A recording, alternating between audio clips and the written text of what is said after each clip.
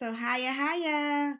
Thank you for joining me. Welcome to my channel. I am Q Rowland. I am your business growth coach, and I also teach you lots about generational wealth. The reason that I'm here today is that I received a huge response to the stop paying your EIDL loans. And so let's talk about it because I got so many questions. I had so many sessions set up that I just want to go over a few things with you. Because, first of all, what I want you to do is stop worrying. But I also want you to subscribe to my channel so that I can continue to provide you all of this good information.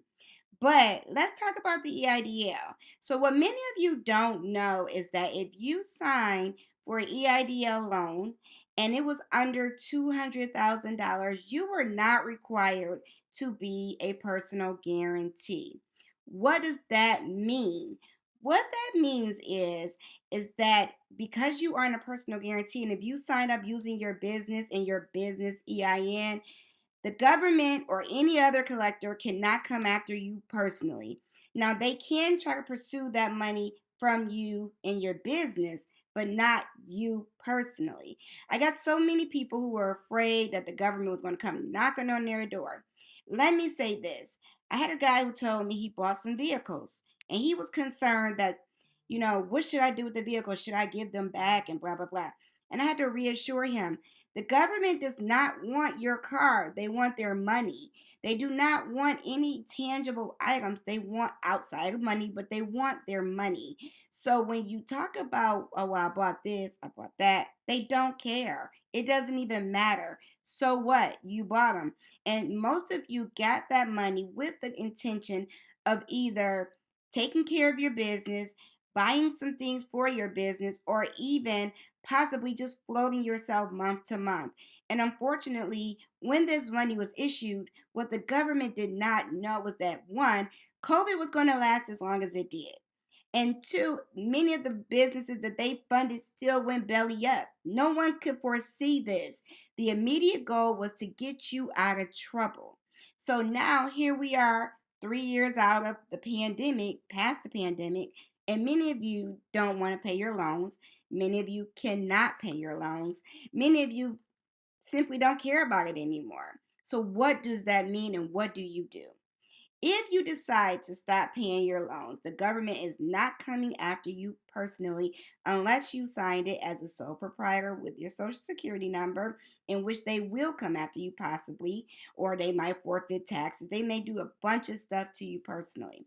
But if you did not do this, they cannot pursue you personally. They are no different than any other creditor.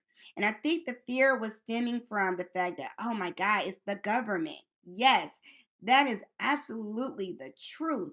But at the same token, they are a collector that did not require you to put your social security in a place where it meant they could pursue you personally. Those documents you signed did not say that they would pursue you personally. Otherwise, they would have already done it. But I want you to just get rid of the fear. So many of you are like sitting in fear, worried about what they're going to do because we know that the government has a lot of power. We know the IRS has a lot of power. We know the SBA. All of these government entities are intertwined and they make us scared because we think that they are coming after us personally. So if you make a decision to stop paying your loan, they are not coming for you personally. I want you to really, really take that information and hold it. Now, what can you do? One, notify the SBA that, hey, I don't have it, or either the money's gone, dried up. I used it for very purposeful things. Business is not doing well, and I can't pay. You just tell them. They can't do anything but say, okay. Don't look for some great relief if you give them a call or write them a letter and think they're going to do something spectacular because they're not. They want the money. Two, the second thing you can do is close your bank account attached to that. You can't be funneling in thousands of dollars and not paying the loan and saying, I ain't got no money. Just don't make sense because they do have the authority to look into your bank account. So there you go.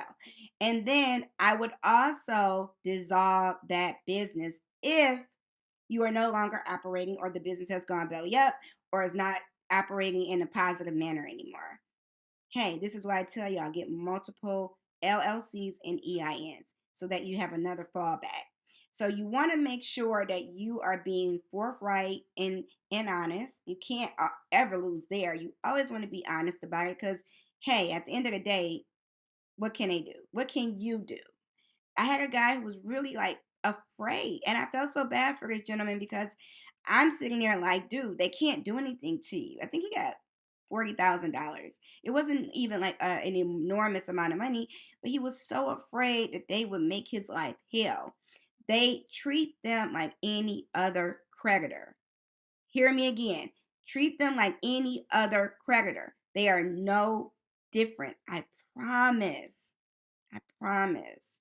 If you need one-on-one explanation, check out my website at qroland.com. You can find it in my link. Make sure you sign up to my email list so that you can get some goodies delivered to your mailbox. And most of all, don't forget to subscribe to my channel. I'll see y'all soon.